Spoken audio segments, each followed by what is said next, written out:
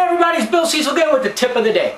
Hey, today I'm actually going to give you a team building game that will help you get rid of cooties and cliques on the first day of school in your classroom.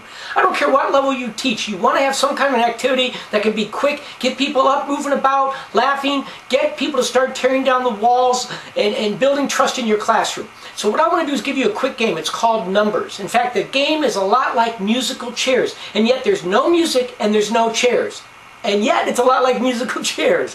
Here's how you play it. What you do is you take your group outside. It could be a hallway. It could be outside in a very small area. You don't need a lot of space for this. They do have to have enough space to move around. What you're going to tell them to do outside is when you say go, they're not going to talk. They're going to start to move around as a group. Don't walk around in a circle or in a straight line. Intermingle, in and out. Don't touch each other. Just walk around, and you're going to call out a number. When you call out that number, they have to become a group of that many people to stay in the game. If they can't, they're out. And to be a group, they have to be touching. Usually they're grabbing each other's arms. So for example, they're moving around.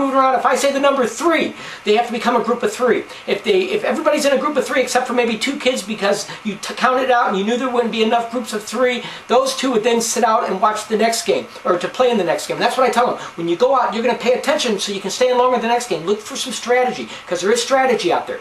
And then what you do is you say, okay, move around, and when they start to move around, you'll call out another number, 4. They have to become a group of 4. And again, they have to be touching to be a group. And if they can't seem to work out, let's say there's a group of 5 and they're fighting about you came in last year, then just send the whole group out and say you're not a group of 4. I'm sorry. But usually what will happen is a kid will realize they came in last and they'll walk out. By the way, if you say the number 1 and somebody touches somebody, they're out. So they just can't be grabbing, they got to be listening. So for example, if they're moving around and I say 1, everybody's going to kind of freeze, and I'll say, anybody touch anybody? If somebody did touch, they'll admit it.